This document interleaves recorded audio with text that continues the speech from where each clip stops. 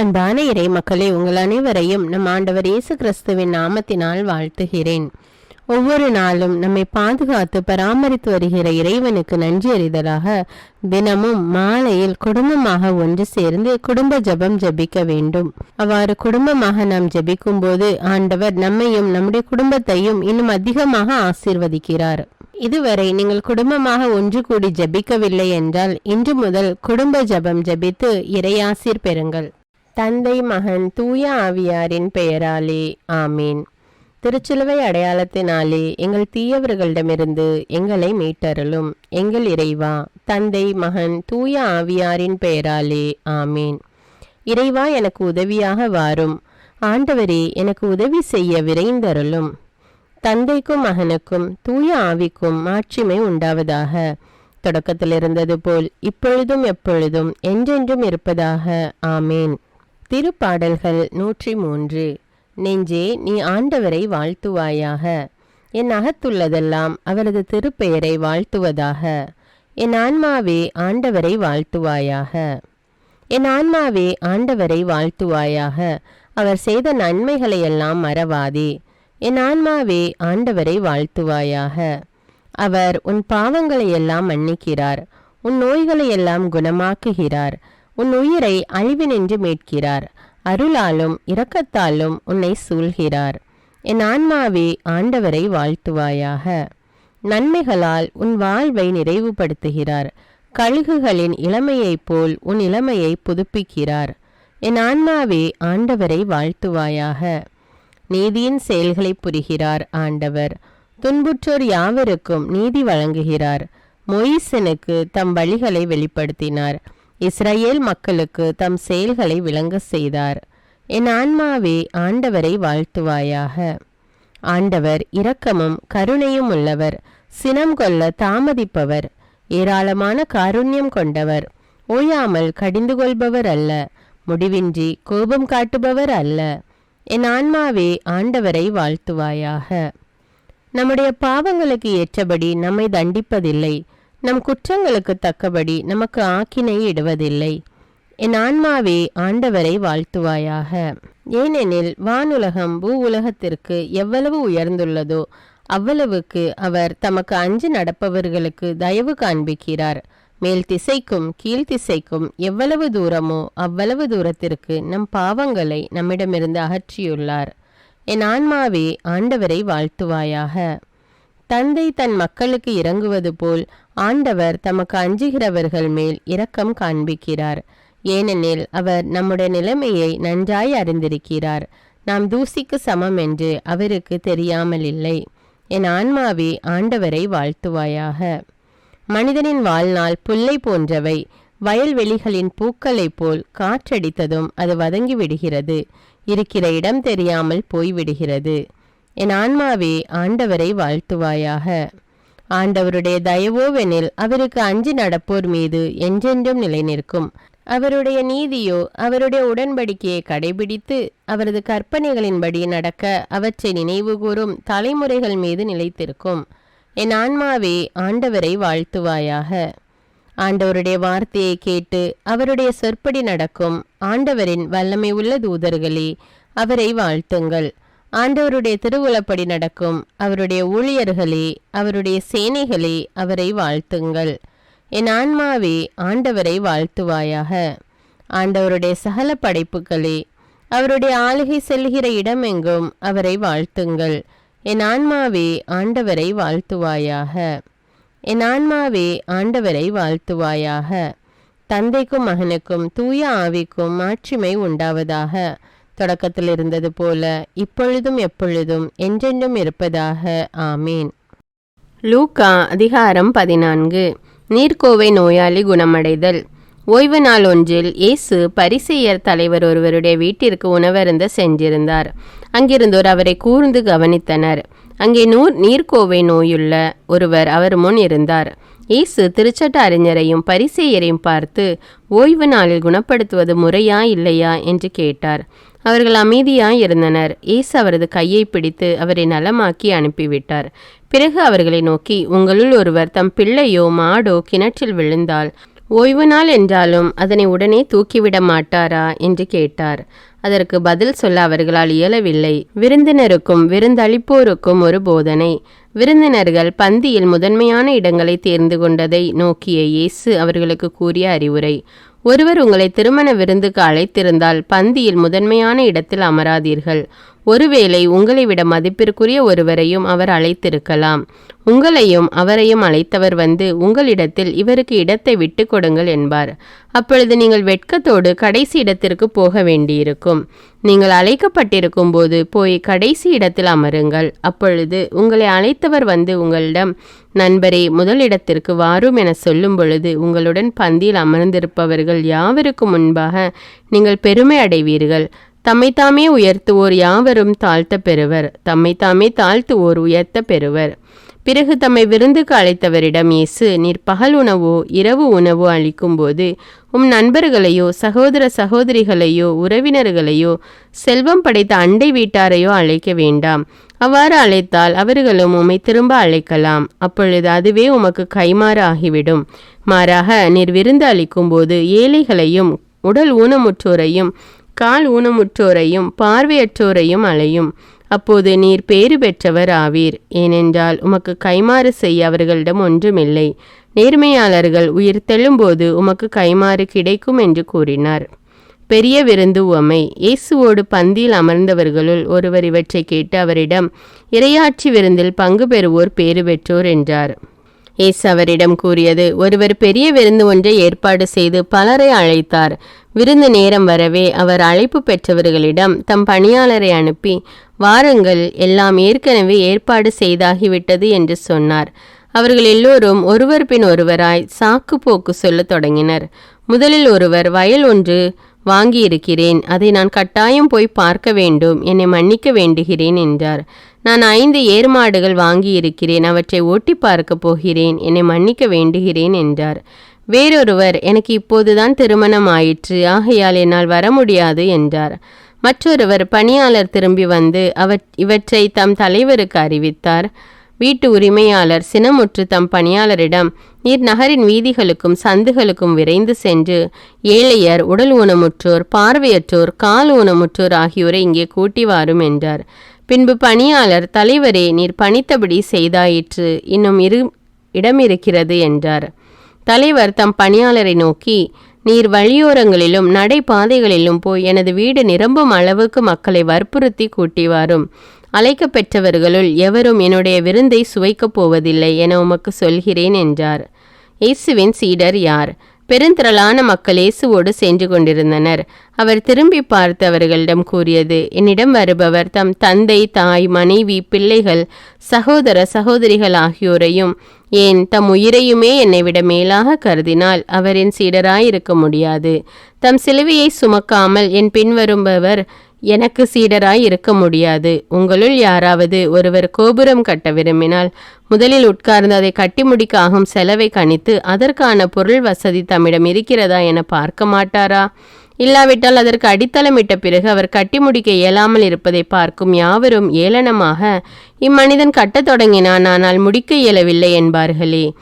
வேறு ஒரு அரசரோடு போர் தொடுக்கப் போகும் அரசர் ஒருவர் 20,000 பேருடன் தமக்கு எதிராக வருபவரை 10,000 பேரை கொண்டு எதிர்க்க முடியுமா என்று முதலில் உட்கார்ந்து சிந்தித்து பார்க்க மாட்டாரா? எதிர்க்க முடியாதெனில் அவர் தொலையில் இருக்கும்போதே தூதரை அனுப்பி அமைதிக்கான வழியை தேட மாட்டாரா? அப்படியே உங்களுள் தம் உடைமையெல்லாம் விட்டுவிடாத எவரும் என் சீடராய் இருக்க முடியாது. உவர்ப்பற்ற உப்பு. உப்பு நல்லது, ஆனால் அது உவர்ப்பற்று போனால் எதை கொண்டு அதை உவர்ப்புள்ளதாக்க முடியும்? அது நிலத்துக்கோ எருகுழிக்கோ பயனற்றது, அது வெளியே கொட்டப்படும். கேட்க செவியுள்ளோர் கேட்கட்டும். இறைவார்த்தைக்கேற்ப இன்று நாம் வாழ்ந்திருக்கிறோமா என்று சிந்தித்து நம்முடைய பாவங்களுக்காக மனம் வருந்தி மன்னிப்பு கேட்போம். எல்லாம் வல்ல இறைவனிடமும் எப்போதும் கன்னியான பரிசுத்த மரியாவிடமும் அதிதூதரான தூய மிக்கேலிடமும் திருமுழுக்கு யோவானிடமும் திருத்தூதரான தூய பேதுரு பவுலிடமும் தூயவர் எல்லாரிடமும் நான் பாவி என்று ஏற்றுக்கொள்கின்றேன். ஏனெனில் என் சிந்தனையாலும் சொல்லாலும் செயலாலும் பாவங்கள் பல செய்தேன். என் பாவமே, என் பாவமே, என் பெரும்பாவமே. ஆகையால் எப்பொழுதும் கன்னியான தூய மரியாவையும் அதிதூதர் தூய மிக்கேலையும் திருமுழுக்கு யோவானையும் தூயவர் எல்லோரையும் எனக்காக வேண்டிக் கொள்ள மன்றாடுகிறேன். எல்லாம் வல்ல இறைவன் நம் மீது இரக்கம் வைத்து நம்முடைய பாவங்களை மன்னித்து நம்மை நிலையான வாழ்வுக்கு அழைத்து செல்வாராக. ஆமேன். எல்லாம் வல்ல இரக்கமுள்ள ஆண்டவர் நமக்கு பாவ மன்னிப்பும் பொறுத்தலும் விமோச்சனமும் அளிப்பாராக. ஆமேன். குடும்ப மன்றாட்டு. ஆண்டவர் உலக பெரும் குடும்பமான மானிடத்தின் மீதும் அவருடைய அன்பு குடும்பமாகிய திருச்சபை மீதும் குறிப்பாக அவருடைய பெயரால் இங்கு கூடியிருக்கும் நம் குடும்பத்தின் மீதும் தம் அருட்கொடைகளை பொழிந்தருளுமாறு மன்றாடுவோம். இக்குடும்பத்தில் உறுப்பினர் எல்லோரும் ஒருவருக்கொருவர் அன்பிலும் தேவ அருளிலும் நிலைத்திருக்க வேண்டுமென்று உம்மை மன்றாடுகிறோம். ஆண்டவரே, எங்கள் மன்றாட்டை கேட்டருளும். பகையாலும் விரோதத்தாலும் பிரிந்து வாழும் குடும்பங்களை எல்லாம் உமது திருக்குடும்பத்தின் ஒற்றுமைக்கும் அன்பு வாழ்வுக்கும் அழைத்து கூட்டி சேர்க்க வேண்டுமென்று உம்மை மன்றாடுகிறோம். ஆண்டவரே, எங்கள் மன்றாட்டை கேட்டருளும். இக்குடும்பத்தின் மக்கள் எல்லாம் உமக்கும் மனிதருக்கும் உகந்தவர்களாகி ஞானத்திலும் வயதிலும் அருளிலும் வளர்ந்தோங்க வேண்டுமென்று உம்மை மன்றாடுகிறோம். ஆண்டவரே, எங்கள் மன்றாட்டை கேட்டருளும். இக்குடும்பத்தின் வியாதி துன்ப வருத்தங்களில் நீரே துணையாக நின்று உமது வலக்கரத்தால் பசாசின் சக்திகளை விரட்டியோட்டி தயை புரியுமாறு உம்மை மன்றாடுகிறோம். ஆண்டவரே, எங்கள் மன்றாட்டை கேட்டருளும். தரித்திரம், வியாதி, சாவு, கவலை இவற்றால் துன்புறும் குடும்பங்கள் எல்லாம் உமது அளவற்ற அன்பிலும் பராமரிப்பிலும் நம்பிக்கை கொள்ளுமாறு உதவி புரிய உம்மை மன்றாடுகிறோம். ஆண்டவரே, எங்கள் மன்றாட்டை கேட்டருளும். இங்கு இப்பொழுது பிரசன்னமாயிராத இக்குடும்பத்தை சார்ந்த உறுப்பினர் எல்லோரையும் சகல ஆன்ம சரீர ஆபத்துக்களிலிருந்து காப்பாற்றி உமது அன்பிலும் அருளிலும் வைத்து காத்தருளுமாறு உம்மை மன்றாடுகிறோம். ஆண்டவரே, எங்கள் மன்றாட்டை கேட்டருளும். இக்குடும்பத்தில் மரித்தவர்கள் விசுவாசத்தின் முத்திரையோடு எங்களுக்கு முன் சென்று சமாதானத்தில் நித்திரை செய்கின்ற எல்லா மரித்த விசுவாசிகளுக்கும் நித்திய இளைப்பாற்றி தந்தருள வேண்டுமென்று உம்மை மன்றாடுகிறோம். ஆண்டவரே, எங்கள் மன்றாட்டை கேட்டருளும். இப்பொழுது நம் ஒவ்வொருவருடைய சொந்த கருத்துக்களுக்காக மௌனமாக சிறிது நேரம் ஜெபிப்போம்.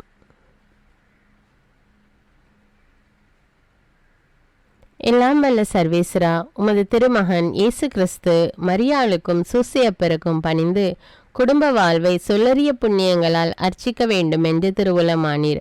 அவருடைய பெயரால் இங்கு கூடியிருக்கும் இக்குடும்பத்தை கண்ணோக்கி பாரும்.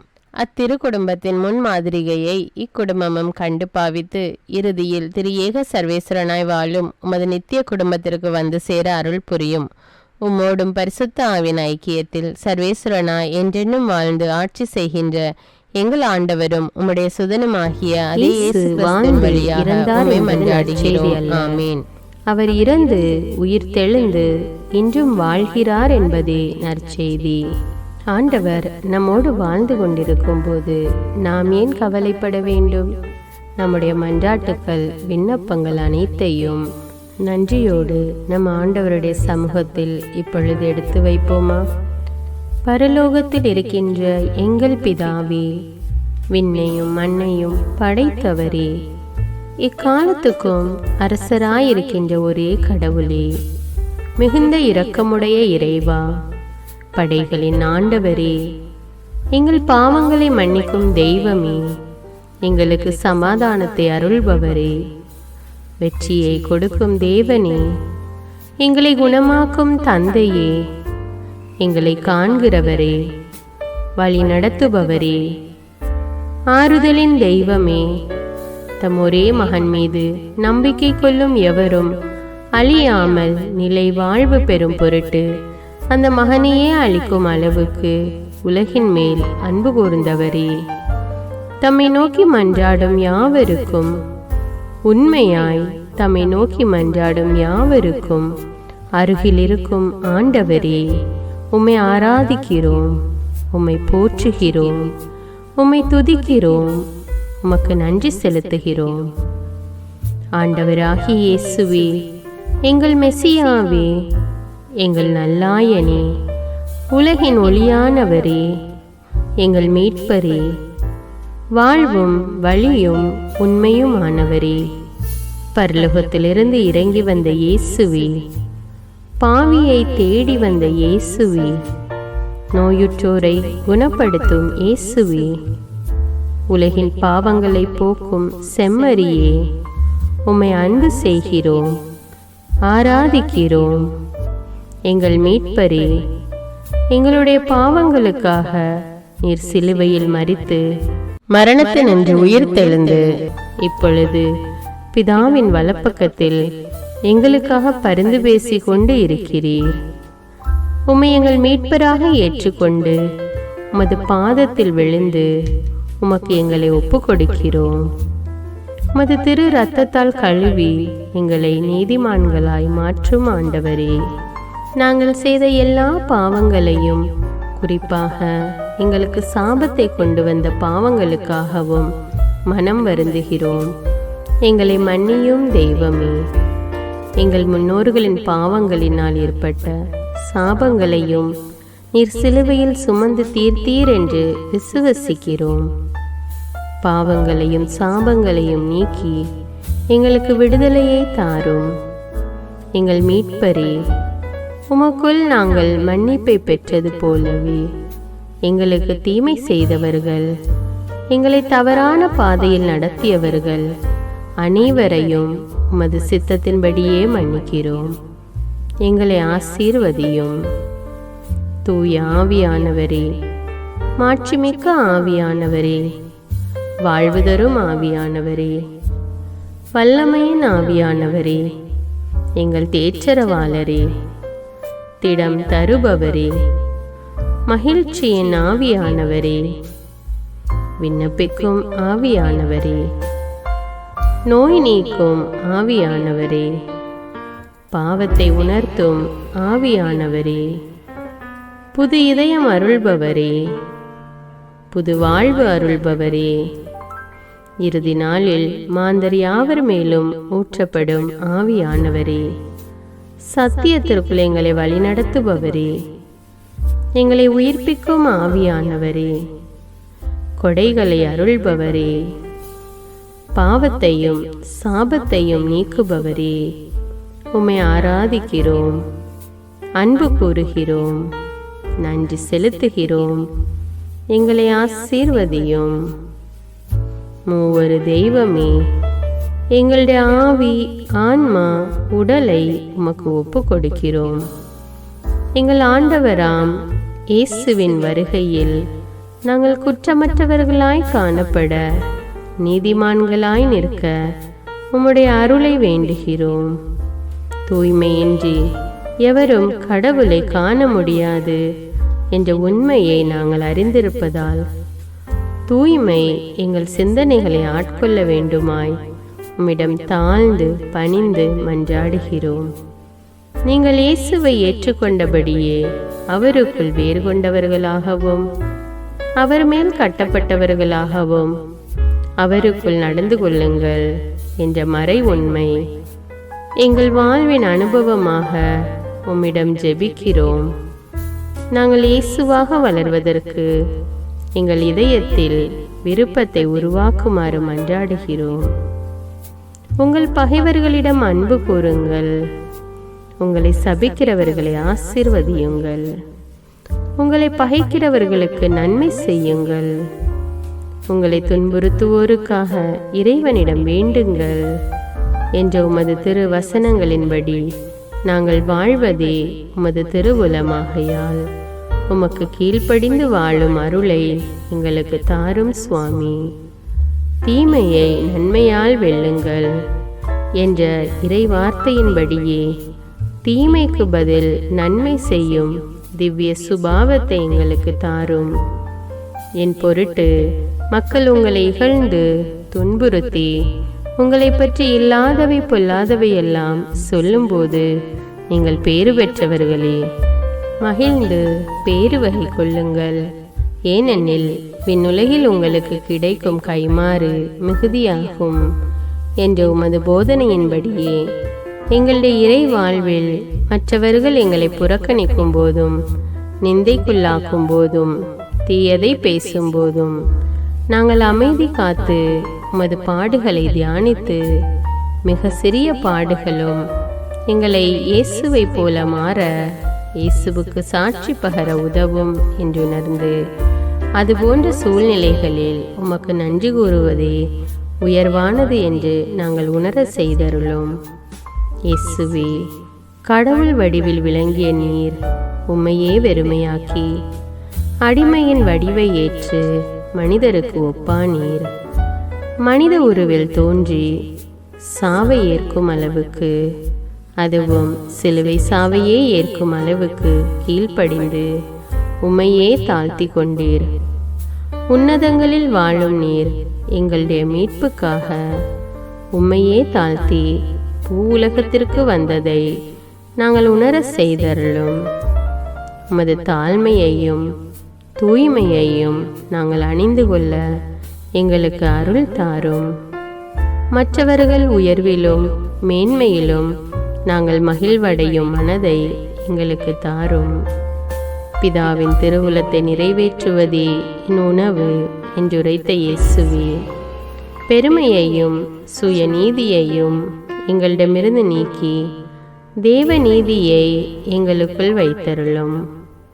மற்றவர்கள் எங்களுக்கு என்ன செய்ய வேண்டும் என்று நாங்கள் விரும்புகிறோமோ அதையே அவர்களுக்கு செய்ய வேண்டும் என்ற உமது போதனைக்கேற்ப மற்றவர்களுக்கு நன்மை செய்யவும் உதவவும் கொடுக்கவும் எங்களுக்கு உதவியருளும்.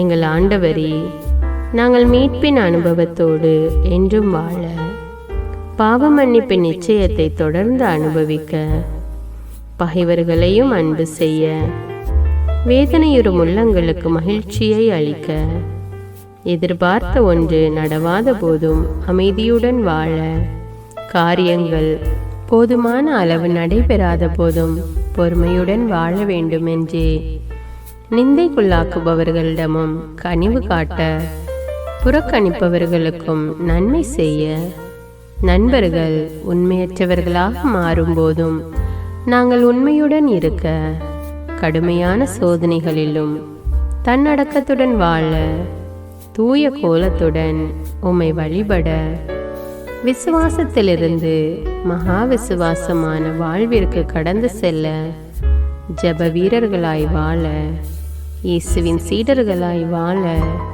இயேசுவுக்கு சாட்சி பகர மன்றாடுகிறோம். எங்கள் விண்ணப்பங்களை ஏற்று ஆசீர்வதியும். எதை பற்றியும் கவலைப்பட வேண்டாம். ஆனால் நன்றியோடு கூடிய இறைவேண்டல், மன்றாட்டு ஆகிய அனைத்தின் வழியாகவும் கடவுளிடம் உங்கள் விண்ணப்பங்களை தெரிவியுங்கள். அப்பொழுது அறிவெல்லாம் கடந்த இறை அமைதி கிறிஸ்து இயேசுவோடு இணைந்துள்ள உங்கள் உள்ளத்தையும் மனத்தையும் பாதுகாக்கும் என்ற உமது கட்டளையின்படியே எங்கள் விண்ணப்பங்களை உமது பாதத்தில் சமர்ப்பிக்கிறோம். குறிப்பாக இப்பொழுது உங்களுடைய விண்ணப்பங்கள் என்னவென்று மௌனமாக கூறுங்கள். சர்வ வல்லவரே, விண்ணப்பத்தை கேட்பவரே, இரக்கங்களின் கடவுளே, ஆசீர்வதிக்கிறவரே, அற்புதங்களையும் அதிசயங்களையும் செய்பவரே, உமது திருவுளத்தின்படியே எங்களை ஆசீர்வதியும். உம்மை நாங்கள் காண்பதற்கு எங்கள் கண்களை தூய்மையாக்கும். உமது குரலை நாங்கள் கேட்பதற்கு எங்கள் செவிகளை திறந்தருளும். எங்களுக்கு ஆறுதலையும் தேறுதலையும் சமாதானத்தையும் தந்து ஆசீர்வதியும். உமக்கு நன்றி செலுத்துகிறோம். கோடானு கோடி நன்றி செலுத்துகிறோம். துதி, கன, மகிமை, மாட்சிமை யாவற்றையும் உமக்கே செலுத்துகிறோம். எங்கள் ஆண்டவராம் இயேசுவின் இனிய நாமத்தில் ஜெபிக்கிறோம் எங்கள் நல்ல பிதாவே, ஆமீன். இந்த வீடியோ உங்களுக்கு பயனுள்ளதாக இருந்தா என்பதை எனக்கு கமெண்ட்ஸில் தெரியப்படுத்துங்கள். மேலும் இந்த வீடியோவை பிறரோடு ஷேர் செய்து கொள்ளுங்கள். நன்றி.